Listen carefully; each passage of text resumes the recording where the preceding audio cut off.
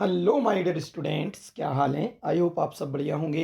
मेरे प्यारे बच्चों, एक बार फिर से स्वागत है आपके अपने YouTube channel Manoj coaching centre में। जैसा कि माय डियर स्टूडेंट्स आप सब जानते हैं, आपका कल बेटा विज्ञान का पेपर है। कल अर्थात 29 फरवरी को आपके साइंस कक्षा 10 का पेपर है। और बेटा यदि अभी तक आपने कुछ भी नहीं पढ़ा है तो टेंशन लेने की ज़रूरत नहीं है। मेरे प्यारे बच्चों, ये हमारी पहली वीडियो है पहले चैप्टर की। इसी प्रकार बेटा जितने चैप्टर होंगे सभी चैप्टर की हम एक एक वीडियो आपको प्रोवाइड कराएंगे।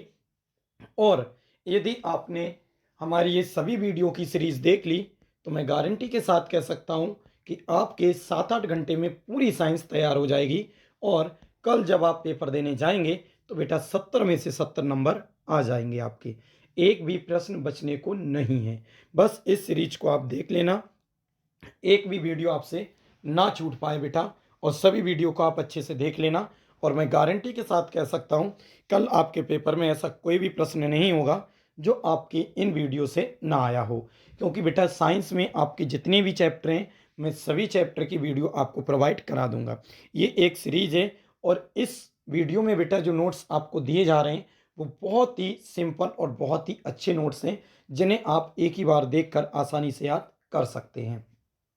तो बेटा ये अध्याय नंबर पहले की वीडियो है। इसी प्रकार सभी वीडियो आपको 5-6 घंटे के अंदर सभी प्रोवाइड करा दी जाएंगी और सभी वीडियो को आप अच्छे से देखते रहें। बस एक चीज़ ध्यान रखना बेटा, जैसे ये वीडियो आपको मिले तो ये देख लें तुरंत, जिससे जब तक दूसरी वीडियो आए तब तक इसे आप देखकर अच्छे से तैयार कर लेना, इकट्ठा बिल्कुल नहीं करना है। तो चलिए माय डियर स्टूडेंट्स शुरू करते हैं बिना देरी किए आज की क्लास।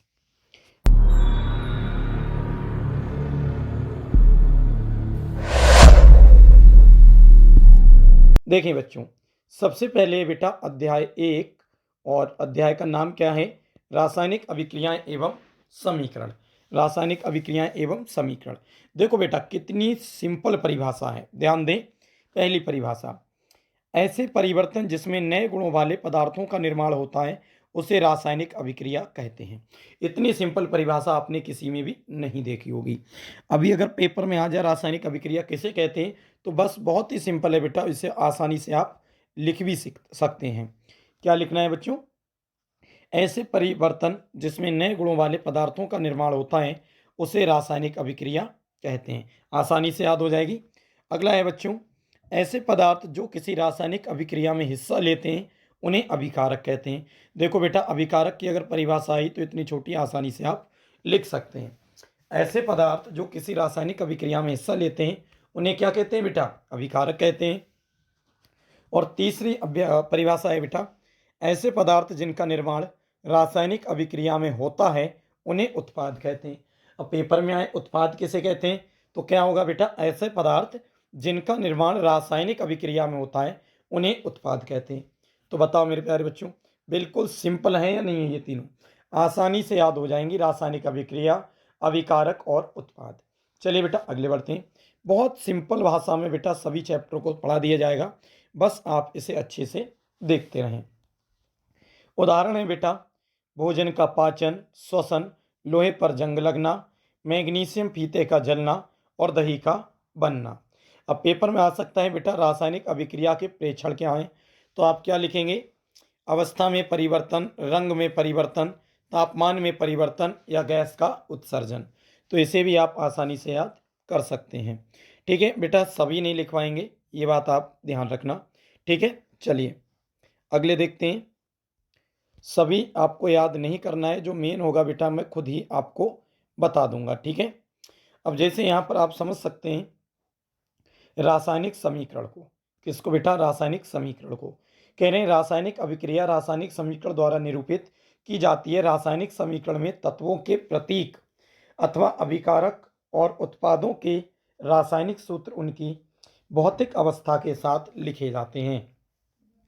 रासायनिक अभिक्रिया में आवश्यक परिस्थितियों जैसे ताप, दाब, उत्प्रेरक आदि को तीर के निशान के ऊपर या नीचे दर्शाया जाता है।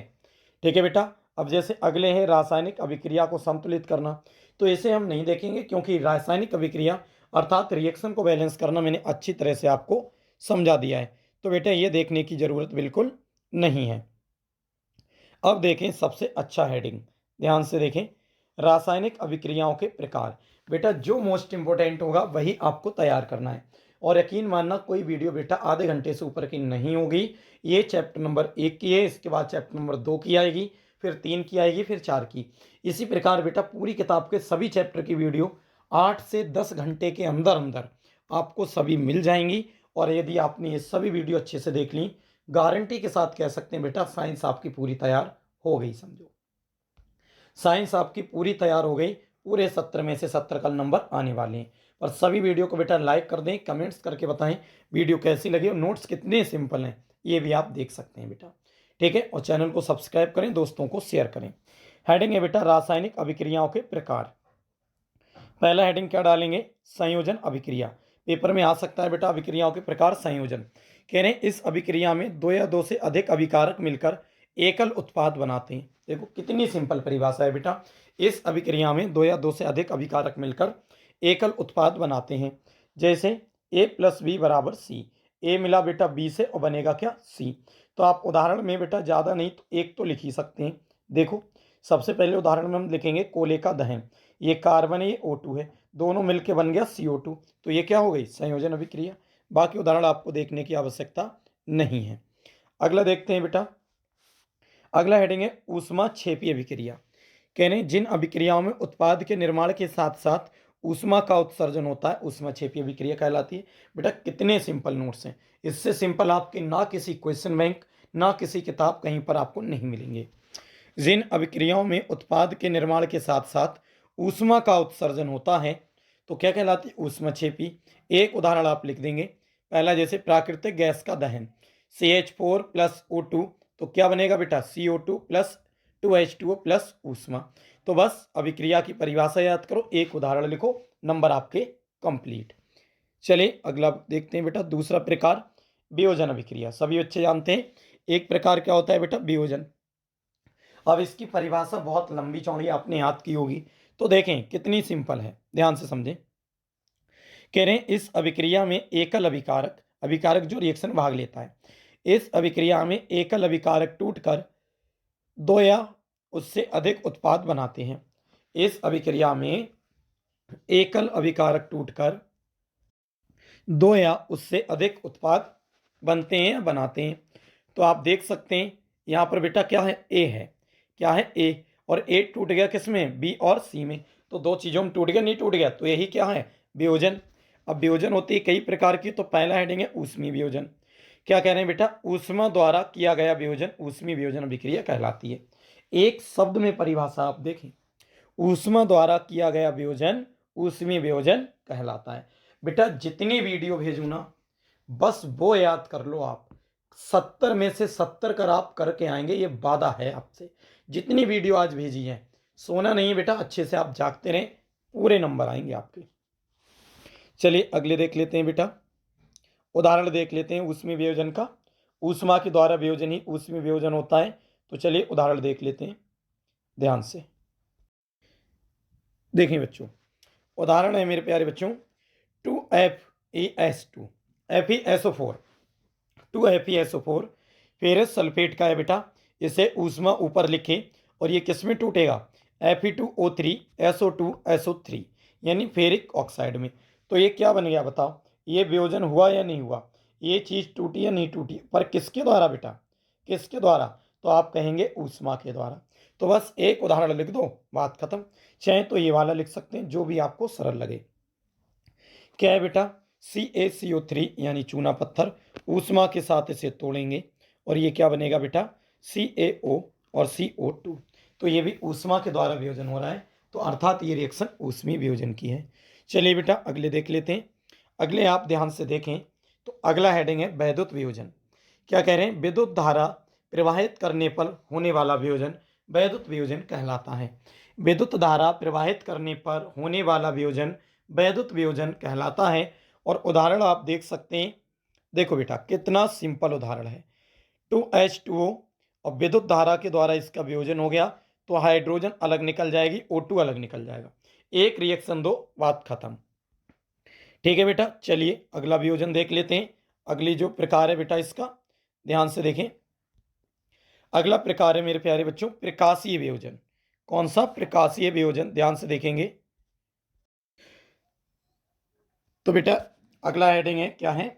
प्रकाशीय वियोजन। तो क्या लिखेंगे? ये सभी रासायनिक अभिक्रियाओं के प्रकार है बेटा। क्या है? रासायनिक अभिक्रियाओं के प्रकार। सूर्य के प्रकाश की उपस्थिति में होने वाला वियोजन। बेटा प्रकाशीय वियोजन यानी सूर्य के प्रकाश में जो वियोजन हो, तो सूर्य के प्रकाश की उपस्थिति में होने वाला वियोजन प्रकाशीय वियोजन कहलाता है। तो उदाहरण क्या है मेरे प्यारे बच्चों? ध्यान से देखें, कोई सा भी एक लिख दो, सब लिखने की जरूरत नहीं है। टू AgCl सूर्य का प्रकाश है ऊपर, और इसे सूर्य के प्रकाश में क्या लिखेंगे बेटा? 2Ag प्लस Cl2, एक ही लिख दो बस। अब क्या कह रहे हैं? इस अभिक्रिया का उपयोग श्याम श्वेत फोटोग्राफी में होता है। चलिए बेटा अगले देखते हैं, ऊष्मा शोषी अभिक्रिया। ऊष्मा शोषी अभिक्रिया अगला हेडिंग। कह रहे हैं जिन अभिक्रियाओं में अभिकारकों को तोड़ने के लिए ऊष्मा, प्रकाश या विद्युत की आवश्यकता होती है, ऊष्मा शोषी अभिक्रिया कहलाती हैं। कितने सिंपल है बेटा। अगला देखें और सिंपल क्या है, जरा ध्यान से देखें बेटा। कोई चित्र वगैरह भी इसमें नहीं बनाना है, ठीक है। विस्थापन अभिक्रिया। कह रहे हैं इन अभिक्रियाओं में अधिक क्रियाशील तत्व कम क्रियाशील तत्व को उसके यौगिक से विस्थापित कर देता है। इतनी इतनी कठिन परिभाषा आपने पढ़ी थी, इससे सरल है नहीं बेटा। बस मुझे आप 7-8 घंटे दे दो, हर वीडियो आप देखते रहो, और आप यकीन मानना 70 में से 70 आपके हो जाएंगे। कह रहे हैं इन अभिक्रियाओं में अधिक क्रियाशील तत्व कम क्रियाशील तत्व को उसके यौगिक से विस्थापित कर देता है। जैसे Fe है बेटा और CuSO4 है, तो क्या होगा? Fe जाएगा SO4 के पास, बन जाएगा FeSO4, और Cu बेटा अलग निकल जाएगा। तो ये कैसा है? विस्थापन अभिक्रिया। चलिए एक ही उदाहरण लिखना है, ज़्यादा नहीं, ठीक है बेटा। हालांकि ये कई हैं, लेकिन आप जो हैं अब देखते हैं बेटा द्विविस्थापन। एक का एक ही उदाहरण लिखना है, ठीक है, कोई ज़्यादा लिखने की आवश्यकता नहीं है। अब देखते हैं अगला हेडिंग है बेटा द्विविस्थापन। कह रहे हैं इस अभिक्रिया के उत्पादों का निर्माण दो यौगिकों के बीच आयनों के आदान प्रदान से होता है। अब आपको पता होगा, आपने इतनी कठिन इसकी परिभाषा याद करी होगी जिसका कोई जवाब नहीं। और यहाँ देखें एक लाइन का है बेटा कि इस अभिक्रिया में उत्पादों का निर्माण दो यौगिकों के बीच आयनों के आदान प्रदान से होता है। तो देख लेते हैं कौन से वो दो यौगिक हैं। देखें बेटा, पहले Na2SO4 यानी सोडियम सल्फेट, फिर है बेटा BaCl2 यानी बेरियम क्लोराइड। जब इनसे क्या बनेगा? BaSO4 और 2NaCl। बेटा Na चला जाएगा Ca के पास, Ba चला जाएगा SO4 के पास। बस एक ही लिख दो और कुछ की ज़रूरत नहीं है, ठीक है। बस ये चीज़ ध्यान रखना। कह रहे हैं बेरियम सल्फेट के सफ़ेद अविलय अपक्षेप का निर्माण होता है, इसलिए इस अभिक्रिया को अवक्षेपण अभिक्रिया भी कहते हैं। पेपर में आए अवक्षेपण अभिक्रिया, तो इसे भी आप लिख सकते हैं इसको, ठीक है बेटा। चलिए पांचवा प्रकार है मेरे प्यारे बच्चों, देखो कितना सिंपल, इससे सरल तो कुछ हो ही नहीं सकता। अपचयन एवं अपचयन। उपचयन एवं अपचयन। कह रहे हैं उपचयन क्या होता है? तो कह रहे हैं जब किसी पदार्थ में ऑक्सीजन की वृद्धि होती है, या दूसरा पॉइंट क्या है? जब किसी पदार्थ में हाइड्रोजन का ह्रास होता है। ऑक्सीजन की वृद्धि हो, हाइड्रोजन का ह्रास हो, वही उपचयन होता है। देखो CO2 C प्लस O2 था, CO2 बन गया। Cu प्लस O2 था, 2CuO बन गया। CuO प्लस H2 था, तो ये बन गया Cu और H2O, ठीक है। कोई भी एक आप आसानी से लिख सकते हैं। चलिए बेटा इसी प्रकार हम अपचयन भी जान लेते हैं। अपचयन क्या होता है? तो अपचयन में बेटा पहला पॉइंट है बिल्कुल उल्टा उसका, जब किसी पदार्थ में ऑक्सीजन का ह्रास हो, और दूसरा क्या है? जब किसी पदार्थ में हाइड्रोजन की वृद्धि हो। तो ये क्या होता है बेटा? उपचयन। अपचयन क्या होता है बेटा? अपचयन। आप यकीन माने मेरे प्यारे बच्चों, इससे सरल नोट्स नहीं है कोई। लाइक कर दो बेटा वीडियो को, और लगातार बस 7-8 घंटे पढ़ लो। सुबह देखना 70 में से 70 आएंगे, एक भी नहीं बचेगा। बस ध्यान से पढ़ते रहो, समझते रहो, ठीक है। चलिए अगले देखते हैं। तो इसका क्या होगा बेटा? CuO plus H2। तो ये क्या बनेगा? Cu और H2O अलग। तो इधर क्या हो रहा है बेटा? यहाँ पर तो हो रहा है ऑक्सीजन की कमी, तो ये क्या हो गया? ऑक्सीजन की कमी हो रही, तो ये हो गया बेटा अपचयन। देखो ऑक्सीजन Cu में था, पर यहाँ नहीं रहा। पर यहाँ हाइड्रोजन में क्या? हाइड्रोजन की क्या हो रही है? यहाँ पर हाइड्रोजन बढ़ गया, तो ये क्या हो गया मेरे प्यारे बच्चों? हाइड्रोजन की कमी यहाँ पर हुई, तो ये हो गया, ऊपर हो गया बेटा उपचयन, नीचे हो गया अपचयन। चलिए इसमें देखो, इन्हीं में सब आंसर हैं क्या कह रहे हैं, इस अभिक्रिया में कॉपर ऑक्साइड कॉपर में अपचयित हो जाता है, हाइड्रोजन अपचयित होकर जल बना लेता है। इस अभिक्रिया में अपचयन तथा उपचयन दोनों हो रहे हैं, इसे रेडॉक्स अभिक्रिया कहते हैं। बताओ, इससे सरल तो रेडॉक्स की कोई परिभाषा नहीं होगी। ऐसी अभिक्रिया जिसमें उपचयन अपचयन दोनों हो, वही अभिक्रिया रेडॉक्स अभिक्रिया। ठीक है, चलिए अगले देखते हैं बेटा। देख रहे, एक एक लाइन के उत्तर हैं, इससे सिंपल कुछ नहीं है बेटा। दैनिक जीवन में उपचयन अभिक्रियाओं का प्रभाव। पहला हेडिंग है बेटा संक्षारण। कह रहे हैं जब कोई धातु ऑक्सीजन, आर्द्रता, अम्ल आदि के संपर्क में आती है, जिससे धातु की ऊपरी परत कमजोर, क्षारित या संक्षारित हो जाती है, तो ये क्या होता है बेटा, संक्षारण। जैसे लोहे की वस्तुओं पर जंग लगना, चांदी के ऊपर काली परत व तांबे के ऊपर हरी परत चढ़ना संक्षारण के उदाहरण हैं। या फिर दूसरा देखो बेटा, यश दलेपन या विद्युत लेपन और पेंट करके संक्षारण से धातुओं को बचाया जा सकता है। देखो बेटा कितना सिंपल है, कैसे बचाया जा सकता है, वो भी है और होता क्या है वो भी है, इतना सिंपल बेटा। चलिए विकृत गंध्यता देख लेते हैं। ये बहुत ही सिंपल है और चैप्टर चुटकियों में खत्म होता रहेगा। तो विकृत गंध्यता क्या है मेरे प्यारे बच्चों, वसा युक्त और तैलीय खाद्य सामग्री वायु के संपर्क में आने पर उपचयित हो जाते हैं, जिससे उनके स्वाद और गंध में परिवर्तन हो जाता है, मतलब बदलाव हो जाता है, इसे विकृत गंध्यता कहते हैं। देखो बेटा इतना सिंपल कहीं नहीं मिल सकता आपको। ठीक है, चलिए विकृत गंध्यता रोकने के उपाय भी जान लेते हैं। पहला पॉइंट, प्रति ऑक्सीकारक का उपयोग करके। दूसरा पॉइंट, वायुरोधी बर्तन में खाद्य सामग्री रखकर। तीसरा पॉइंट, वायु के स्थान पर नाइट्रोजन गैस द्वारा। और चौथा है बेटा शीतलन द्वारा। तो मेरे प्यारे बच्चों ये अच्छे से सब वीडियो करते रहें, फिलहाल तो आप इसे अच्छे से पढ़ लें और ये आसानी से कंप्लीट हो जाएगी। चलिए प्रश्न भी देख लेते हैं कैसे करके आएगा। देखें, अति लघु में कह रहे हैं जब लोहे की कील को कॉपर सल्फेट विलयन में 15 मिनट के लिए डुबोया जाता है, तो लोहे की कील पर और कॉपर सल्फेट विलयन के रंग में क्या परिवर्तन होता है, अभी पढ़ाया था बेटा ऊपर। अगला देखो क्या है, निम्न परिवर्तन को पहचानिए। निम्न में परिवर्तन को पहचानिए, बर्फ का पिघलना, दूध का दही बनना। अगला क्या है बेटा, सुषमा को ऊष्माक्षेपी अभिक्रिया क्यों कहते हैं। एक बात, श्वसन को ऊष्माक्षेपी अभिक्रिया क्यों कहते हैं। बेटे ये पाठ पढ़ने के बाद में ये सभी प्रश्नों के उत्तर आपको आना चाहिए, तभी तो आपने ध्यान से पाठ पढ़ा। अगला है, वायु के संपर्क में आने पर कॉपर के बर्तन की चमक क्यों चली जाती है। आलू चिप्स के पैकेटों में नाइट्रोजन गैस क्यों भरी जाती है। ठीक है, इन सब के इस पार्ट से कितने प्रश्न बन सकते हैं, ये मैंने सब आपको इसमें बता दिया। ठीक है, अगला प्रश्न है, सिल्वर क्लोराइड को गहरे काले रंग की बोतल में क्यों भंडारित किया जाता है। अगला है बेटा, द्विविस्थापन अभिक्रिया का एक उदाहरण सहित समझाइए। फिर है अगला है बेटा आठवां, N2+3H2 रासायनिक अभिक्रिया पहचानिए, कौन सी है बेटा ये पहचानो। नवा है, गर्मी में दूध को कक्षताप पर रखने पर क्या होता है। अगला है बेटा, क्या होता है जब बिना बुझा चूना जल से क्रिया करता है। तो देखो बेटा ऐसे प्रश्न इससे बन सकते हैं। अब अभी मैंने ऊपर पढ़ाया था, तो आप देखो और कैसे बन सकते हैं। संयोजन अभिक्रिया क्या है, एक संयोजन अभिक्रिया का समीकरण लिखिए जो ऊष्माक्षेपी भी हो। या दूसरा है, वियोजन अभिक्रिया क्या है, उदाहरण सहित लिखिए। अगला है बेटा, किस नियम का ध्यान रखकर रासायनिक समीकरण संतुलित किया जाता है, नियम को परिभाषित कीजिए। तो बेटा ये सभी प्रश्न हैं जो आसानी से बन सकते हैं। और देखो बेटा और बता रहा हूँ, इस चैप्टर से कितने प्रश्न बन सकते हैं। अगला बन सकता है बेटा, रासायनिक अभिक्रिया जिसमें गैस उत्सर्जित होती है, उदाहरण देना है। या फिर रासायनिक अभिक्रिया जिसमें किसी पदार्थ के रंग में परिवर्तन हो सकता है। अगला है बेटा, विकृत गंध्यता क्या है, विकृत गंध्यता को रोकने के उपाय, अभी पढ़ाया था बिल्कुल। अगला है मेरे प्यारे बच्चों, संक्षारण को बढ़ावा देने वाली दो शर्तें लिखिए कि संक्षारण को बढ़ावा कौन सी शर्तें देती हैं। अगले देखते हैं मेरे प्यारे बच्चों, इतने सिंपल पार्ट और उसके बाद में ये सभी बहुत ही सिंपल तरीके से आप इसके आंसर लिख के पूरे नंबर ला सकते हैं। जैसे 2 ग्राम फेरस सल्फेट को शुष्क क्वथन नली में गर्म कीजिए। पहला है बेटा, उपरोक्त अभिक्रिया का रासायनिक समीकरण लिखिए। फिर है बेटा, रासायनिक अभिक्रिया का प्रकार लिखें।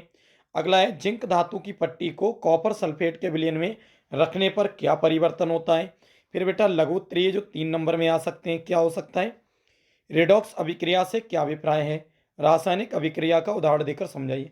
बेटा इतनी सरल भाषा में समझाएं, चैप्टर को अच्छे से पढ़ो, प्रश्नों के जवाब दो, समझो नंबर आपके पूरे। इस वीडियो को खत्म करने के बाद ये समझो आपका पहला चैप्टर तैयार हो गया बेटा। जल के वैद्युत अपघटन में क्या होता है? कैथोड तथा एनोड पर एकत्रित गैस का नाम बताएं। एक परख नली में एकत्रित गैस की मात्रा दूसरों से दुगनी क्यों होती है? इस रासायनिक अभिक्रिया में बताओ। अब सबसे पहले एक रासायनिक अभिक्रिया है CuOH2 और फिर बनना है CuH2O। तो ये क्या है? उपचयित पदार्थ का नाम लिखें, अपचयित पदार्थ का नाम लिखें, ऑक्सीकरण एजेंट का नाम लिखें। ये सभी हैं बेटा इसमें। अब अगले देख लेते हैं। चलिए, अब ज़्यादा प्रश्न आप इस चैप्टर को पढ़ लें, प्रश्न आसानी से स्वयं भी कर सकते हैं मेरे प्यारे बच्चों। अच्छे अच्छे प्रश्न मैं बता दे रहा हूँ जो पेपर में इससे अत्यधिक बनने वाले हैं। जैसे बेटा पहला है, हेडिंग पढ़ा है दीर्घ उत्तरीय प्रश्न। तो इसमें क्या है? प्रत्येक अभिक्रिया का प्रकार बताइए कि संयोजन है, वियोजन है क्या? तो आप समझ सकते हैं पहली क्या है बेटा, देखो एक, दो या दो से अधिक में टूटी है तो क्या है? वियोजन। दूसरी क्या है बेटा, देखो दो हैं और एक बन गया, संयोजन। देखो बेटा यहाँ पर एक है और ये पी भी किसके साथ चला गया? Cl के साथ चला गया, इसका मतलब विस्थापन। और इसमें देखो एक है बेटा, तीन चीज़ों में टूट गया तो वियोजन। अगला क्या है बेटा, Na चला गया Cl के साथ, Ba चला गया SO4 के साथ, तो द्विविस्थापन हो गया। ठीक है, तो ये प्रश्न आपको अवश्य आना चाहिए मेरे प्यारे बच्चों।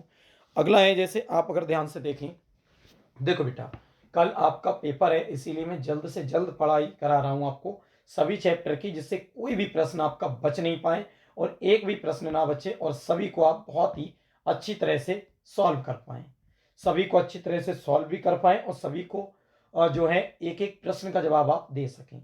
बस बेटा वीडियो को लाइक करते रहना और प्रत्येक वीडियो को आप अच्छे से देखते रहना। जब तक दूसरी वीडियो अपलोड हो तब तक ये फाइनल होना चाहिए। अगले देखें, निम्नलिखित समीकरणों को संतुलित कीजिए।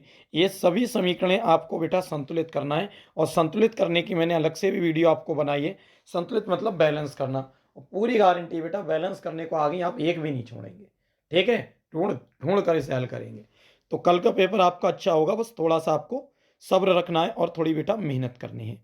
ठीक है, अब जैसे क्या है प्रश्न समझे, निम्न कथनों को रासायनिक समीकरण के रूप में परिवर्तित करके उन्हें संतुलित कीजिए। ये बेटा आ सकता है, सिल्वर क्लोराइड सूर्य के प्रकाश की उपस्थिति में वियोजित होकर सिल्वर और क्लोरीन गैस बनाता है। तो इसे समीकरण के रूप में बेटा लिखना है आपको और इस चैप्टर में सब है ये। दूसरा है बेटा, बिना बुझा चूना जल से विक्रिया करके बुझा हुआ चूना बनाता है, ये भी रिएक्शन लिखना है। सोडियम हाइड्रोक्साइड और हाइड्रोक्लोरिक अम्ल अभिक्रिया करके सोडियम क्लोराइड तथा जल बनाते हैं, ये भी लिखिए। और अगले बेटा, सांद्र हाइड्रोक्लोरिक अम्ल में कॉपर डालने पर हरे रंग का कॉपर क्लोराइड में तथा जल बनाते हैं। बेटा वही है, ये क्या होता है, जब क्या क्या बनाते हैं, कैसे प्राप्त करोगे, सभी रिएक्शन कराइए और ये देख लें बेटा एनसीईआरटी के हैं सभी और आने की बहुत ज़्यादा संभावना है और ये सभी प्रश्नों का जवाब आपको इस चैप्टर में आसानी से मिल जाएगा। तो चैप्टर को बारीकी से पढ़ें जिससे पूरे नंबर ला सकें। अगला है बेटा, सांद्र हाइड्रोक्लोरिक अम्ल में कॉपर डालने पर हरे रंग का कॉपर क्लोराइड तथा जल बनाते हैं। अगला है बेटा, बेरियम क्लोराइड तथा सोडियम सल्फेट के जलीय विलयन आपस में अभिक्रिया करके जल में अघुलनशील बेरियम सल्फेट तथा सोडियम क्लोराइड बनाते हैं। अब अगले आप समझ सकते हैं बेटा दीर्घ उत्तरीय प्रश्न कैसे आ सकता है, जरा ध्यान से समझेंगे। जैसे पहला, वियोजन अभिक्रिया लिखिए। पहला ही प्रश्न, पहला प्रश्न में वियोजन अभिक्रिया बताओ, संयोजन बताओ उदाहरण सहित, विस्थापन बताओ, वियोजन बताओ और द्विविस्थापन बताओ। तो बेटा इन 5 अभिक्रियाओं को लिखवाएगा ये और एक लॉन्ग बना देगा। ठीक है, अगला प्रश्न देख लेते हैं लॉन्ग क्या हो सकता है। तो मेरे प्यारे बच्चों ये सबको आपसे संतुलित करा सकते हैं और ये सभी को आसानी से आप कर सकते हैं। ठीक है, तो मेरे प्यारे बच्चों बस अगर इतना आपने कर लिया तो समझ लो आपके जो पहला चैप्टर है वो पूरी तरह से कंप्लीट हो चुका है। देखो कितने आसानी से चैप्टर कंप्लीट हो गया और आपको पता भी नहीं चला, इतनी आसानी से चैप्टर कंप्लीट हो गया बेटा और आपको पता भी नहीं चला और इतनी सरल भाषा में हो गया, इतनी सरल भाषा में आपने अभी तक साइंस को नहीं पढ़ा होगा। तो मेरे प्यारे बच्चों वीडियो एक भी बड़ी नहीं होंगी, ज़्यादा हम ज़्यादा 20 से 25 मिनट की एक वीडियो होगी और सभी चैप्टर बेटा ऐसे ही 20-20 25-25 मिनट में खत्म हो जाएंगे। और जल्दी से इन सभी वीडियो को आप देखते रहें, सभी को लाइक करते रहें, कमेंट्स करके बताएं वीडियो कैसी लगी और चैनल को सब्सक्राइब करें, अपने दोस्तों को भी शेयर कर दें। अभी तक यदि कुछ भी नहीं पढ़ा है, मैं वादा करता हूं बेटा कुछ भी नहीं पढ़ा है, तो बस आप सभी वीडियो को देख लीजिए और सभी आपको मिल जाएंगी बेटा 8-9 घंटे के अंदर, जिससे सभी को पढ़ के आप कल जब सुबह आप पेपर देने जाएंगे तो बेटा 70 में से 70 लेकर आएंगे। चलिए मेरे डियर स्टूडेंट्स, देखते रहिए वीडियो को, मिलते हैं किसी नेक्स्ट वीडियो में। तब तक के लिए थैंक्स फॉर वॉचिंग। जय हिंद, जय भारत।